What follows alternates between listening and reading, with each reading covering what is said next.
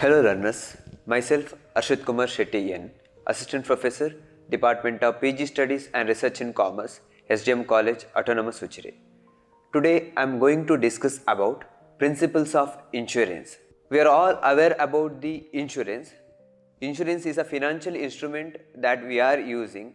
It is an agreement between two parties. As we can say, it is an agreement between the insured and insurer. Insurer is an individual or an entity. We can say it as company or any organization, and insurer is insurance company.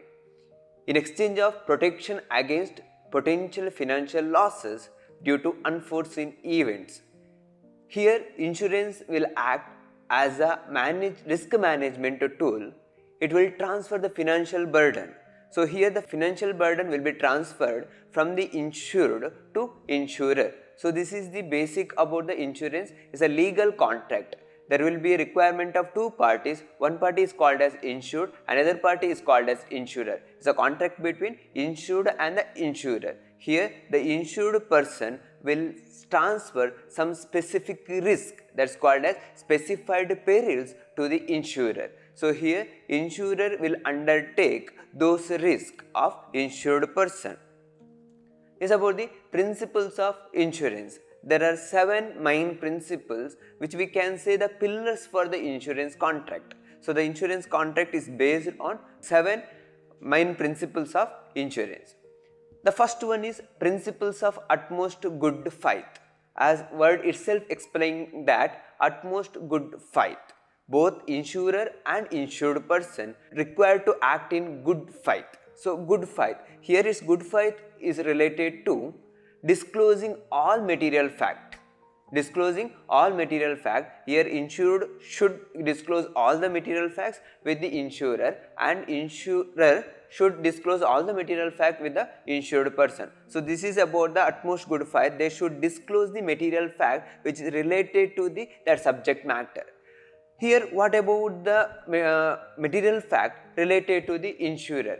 So if one person is taking health insurance, if one person is taking life insurance, if one person taking is a motor insurance, so what are all the required things are there related to that subject, they have to disclose that. This is related to the material fact which comes in this from the side of insured person. And what about the insurer? Insurer should inform about the policy and documents required and the premium amount and each and everything which is required for that insurance policy, that should be informed to insured from the side of insurer. So if any one person failed to disclose the information, or any person deliberately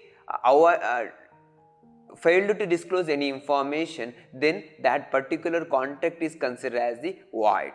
So here claim being denied. So principle is utmost good faith is required and is a first and important principle of principles of insurance contract.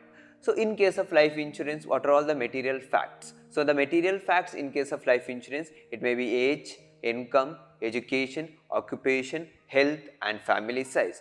So fire insurance, it's about inflammable materials, nature of those materials and its use. Then in case of motor, type of motor vehicle, whether they are using it for private purpose or the commercial purpose, whether it is 2-wheeler, 4-wheeler, so and value of that. So all those things should be disclosed while they are taking insurance. So this is the material facts which regarding to the insurance. So depends on the insurance policy that they are taking, they should disclose all the material facts which is related to that. So here we have one example. So Jacob is a person, he is an insured. He taken a health insurance policy. At the time of taking insurance policy was a smoker, but he failed to disclose that fact. This is a material fact, but he failed to disclose that fact. Later he got cancer. So in such situation, insurance company has the right. It has the right, so it can cancel that insurance policy and company will not be liable to pay any financial burden, because so he concealed some important information, important material fact. So this is about the principles of utmost good faith. Here insured person as well as the insurer both should disclose all the materials which is related to that insurance policy or insurance contract. Then we have the second principle, principles of insurable interest. The insured must have the financial interest in the subject matter. If the loss occurs, insured should suffer financially. The one thing related to the insurance company or insurer will compensate only the financial loss.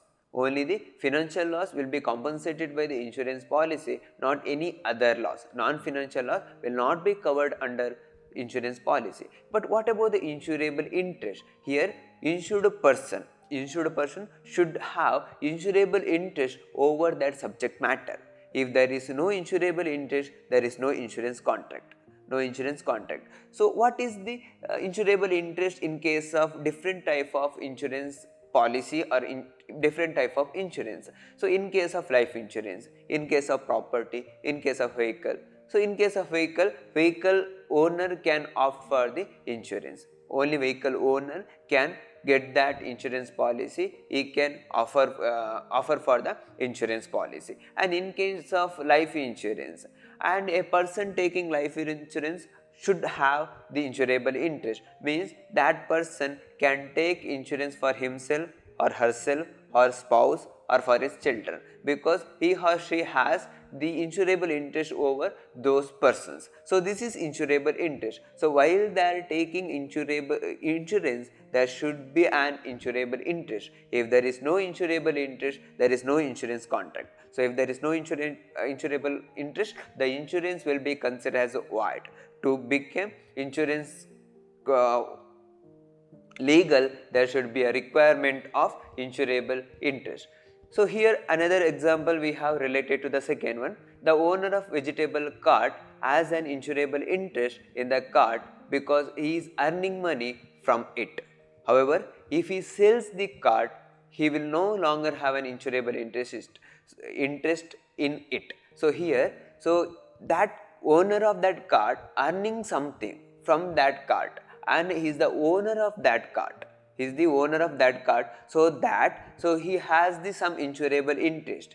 If he or she is selling that cart, then there is no insurable interest, then he or she can't take any insurance over that cart. So this is about the insurable interest. So insurable interest is about the ownership, and he should have the financial interest over, means for emotions, for feelings, we can't take any insurance policy. Only if there is any possibility or probability for the financial loss over a subject matter, then we can take the insurance policy. Next principles that we have, there are principles of indemnity. So principles of indemnity. While someone taking insurance, while insurer providing the insurance to a person, the main objective to compensate that person, to compensate insured person. The insurer will compensate the insured only the actual financial loss suffered. So only the actual financial loss, not more than that. Not more than that. So the purpose of restore the insured to the